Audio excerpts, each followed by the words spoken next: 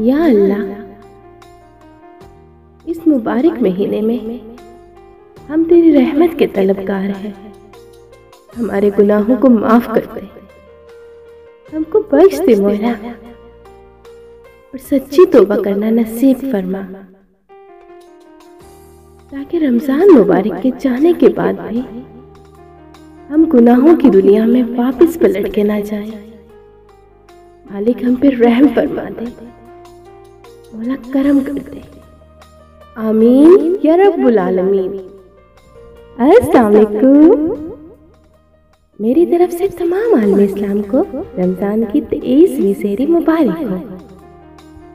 अल्लाह अज़्ज़ा वजल इस मुबारक महीने में हमें खूब खूब नेकियां करने की तौफीक अता फरमाए। आमीन या रब्बुल आलमीन। दुआओं में याद रखिएगा।